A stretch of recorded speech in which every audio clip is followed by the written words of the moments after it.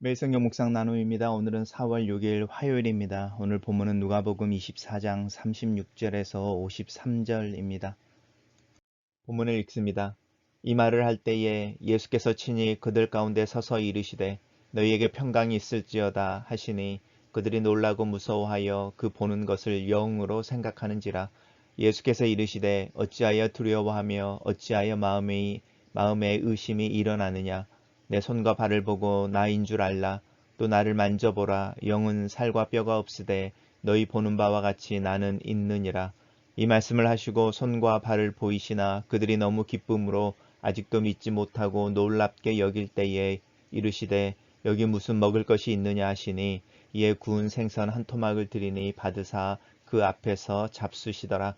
또 이르시되 내가 너희와 함께 있을 때에 너희에게 말한 바 곧 모세 율법과 선지자의 글과 시편에 나를 가리켜 기록된 모든 것이 이루어져야 하리라 한 말이 이것이라 하시고 이에 그들의 마음을 열어 성경을 깨닫게 하시고 또 이르시되 이같이 그리스도가 고난을 받고 제3일에 죽은 자 가운데서 살아날 것과 또 그의 이름으로 제3을 받게 하는 회개가 예루살렘에서 시작하여 모든 족속에게 전파될 것이 기록되었으니 너희는 이 모든 일의 증인이라. 볼지어다 내가 내 아버지께서 약속하신 것을 너희에게 보내리니 너희는 위로부터 능력으로 입혀질 때까지 이 성에 머물라 하시니라. 예수께서 그들을 데리고 베다니 앞까지 나가사 손을 들어 그들에게 축복하시더니 축복하실 때에 그들을 떠나 하늘로 올려지시니 그들이 그에게 경배하고 큰 기쁨으로 예루살렘에 돌아와 늘 성전에서 하나님을 찬송하니라. 오늘의 본문은 누가복음의 마지막 부분입니다. 세 개의 단락으로 나누어져 있습니다. 첫 번째 단락은 이 말을 할 때인데 우리 어제 묵상했던 부분이죠. 부활절 아침에 예수님의 빈 무덤 천사들의 나타남을 통하여 예수 그리스도의 부활에 대한 이야기를 들었던 여인들이 제자들에게 그 소식을 알렸을 때에 베드로와 요한과 몇 제자들이 그 무덤에 달려가 그 무덤에 비어있는 것을 확인하고 또 엠마오 도상에서 예수님이 나타났을 때에 자신들에게 나타난 이가 예수 그리스도임을 깨달은 제자들이 밤중에 예루살렘으로 돌아오고 또 시몬에게 예수님이 나타났던 그런 이야기들을 하고 있을 때에 이제 예수님께서 친히라고 말하고 있습니다. 직접 그들 가운데 서서 이르시되 예수님이 그들 중앙에 나타나신 거죠. 그리고 평강이 있을지어다. 그들의 놀랍고 무서워하는 반응을 한번 살펴보시면 좋겠고요. 보는 것을 영으로 생각한다. 쉽게 말하면 귀신으로 여겼다라는 것입니다. 그럴 때 예수님께서 두려워하며 어찌하여 마음에 의심이 일어났느냐라고 말씀하시면서 당신이 귀신이 아니라 부활하신 예수이심을 말합니다. 예수 그리스도의 부활의 모습은 우리가 상상할 수 없는 모습이 있습니다. 연속성과 비연속성이 있는데 손과 발을 보고 나인 줄 알라라고 말씀하시면서 십자가상에서 받으셨던 그 못자국이 있는 것을 보면 연속성이 있으시죠. 또 영은 살과 뼈가 없으되 너희 보는 바와 같이 나는 있느니라고 말씀하시면서 육체의 연속성에 대한 이야기도 하십니다. 그리고 또 구운 생선 한 토막을 드시는 것을 통하여 예수님께서는 육체를 지니신 그 부활하신 몸의 연속성에서 이야기하는데 갑자기 예수님이 제자들 가운데 나타나신다든지 또 엠마오 도상에서 제자들이 예수인 것을 깨달았을 때에 사라지신다든지 이런 우리가 이야기하는 인간의 어떤 육체가 시간과 공간에 제한되어져 있는 것을 뛰어넘는 비연속성의 모습도 우리가 예수님의 부활하신 이야기 속에서 살펴볼 수 있습니다. 단락을 요약해 보겠습니다. 저는 이 단락을 예수께서 제자들에게 나타나 자신의 손과 발을 보이시고 제자들 앞에서 음식을 드심으로 자신의 부활을 확인해 주신다. 이렇게 요약했습니다. 두 번째 단락은 이제 제자들에게 부활하신 예수님이 귀신이 아니고 육체를 가지고 계시는 그리스도이신 것을 증명한 후에 이제 예수님께서 당신에게 있었던 모든 이야기들을 제자들에게 정리해 주시고 또 풀어 주시고 깨닫게 하시는 것을 볼 수 있습니다. 첫 번째는 모세 율법과 선지자의 글과 시편이라고 말하는 구약 성경이죠. 구약 성경의 메시아에 대한 이야기, 고난받는 여호와의 종에 대한 이야기, 그 모든 이야기가 예수님 자신을 위한 것이며 그것이 다 이루어져야 한다라고 하는 부분의 성취를 위해서 예수님께서 고난을 받으시고 죽으신 것에 대한 이야기를 하고 계십니다. 그리고 이제 그들의 마음을 열어서 성경을 깨닫게 하시고 또 이르시되 예수 그리스도께서 고난을 받고 3일 만에 이렇게 살아나시는 것이 이루어져야 하는 일들 속에 있는 것이고, 이것은 예수 그리스도의 이름으로 죄사함을 받게 하는 회개지요. 죄사함을 받게 하는 회개가 예루살렘에서 시작하여 모든 족속에게 전파되어지는 것에 대한 이야기가 이제 이루어질 것이다 라고 이야기하고 있습니다.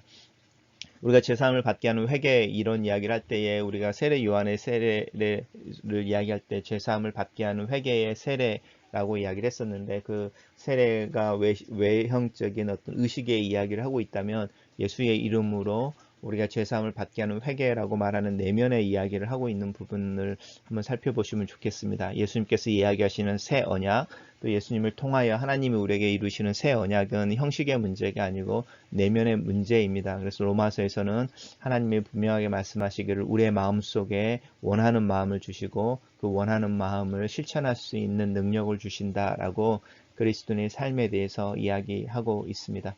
그러면서 말씀하시기를 너희들이 이 모든 일의 증인이다 라고 말하면서 그리스도인들 또 특별히 제자들이 위트니스인 것을 이야기합니다. 그러면서 이제 내가 아버지께서 약속하신 것을 너희에게 보낸다. 우리는 알고 있죠. 이게 무엇인지 성령에 대한 이야기를 하고 있는 것이고, 위로부터 능력이 입혀질 때까지 우리 안에 소원함이 있고 그 소원함을 살아낼 수 있는 능력이 하나님에 의해서 우리에게 부어지는 때까지 이 예루살렘에 머물러 있으라 라고 이 복음서에서 누가복음에서 특별히 이야기하고 있는 부분입니다. 단락을 요약해 보겠습니다. 저는 이 단락을 예수께서 제자들의 마음을 열어 성경을 깨닫게 하시고 그의 이름으로 제사함을 받게 하는 회개가 예루살렘에서 시작하여 온 족속으로 전파될 것과 제자들의 그 일의 증인됨과 예루살렘에 머물러 성령을 기다릴 것을 말씀하신다. 이렇게 요약했습니다.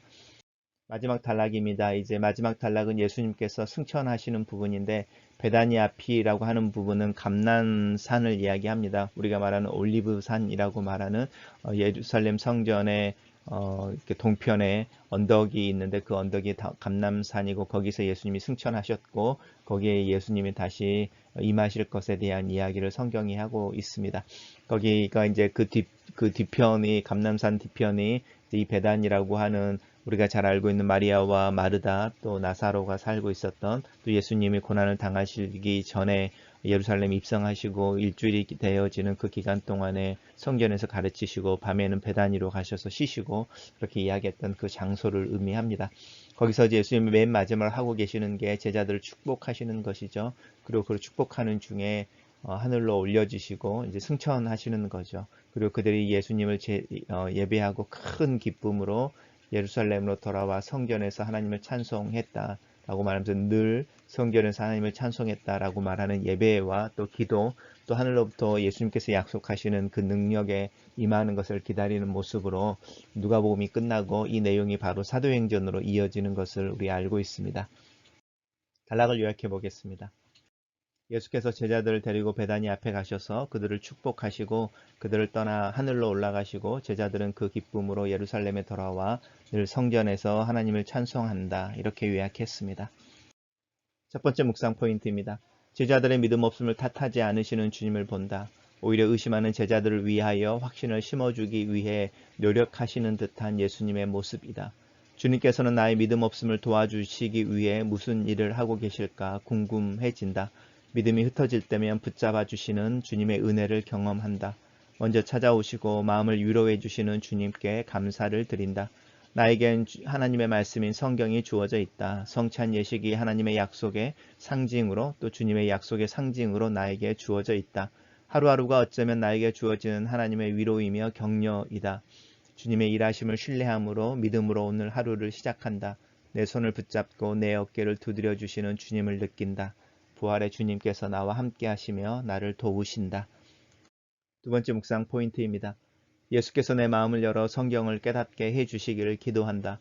성경의 최종 저자가 되시는 이께서 나에게 그의 생각과 의도, 계획과 기대를 이행할 수 있도록 도와주시기를 기도한다.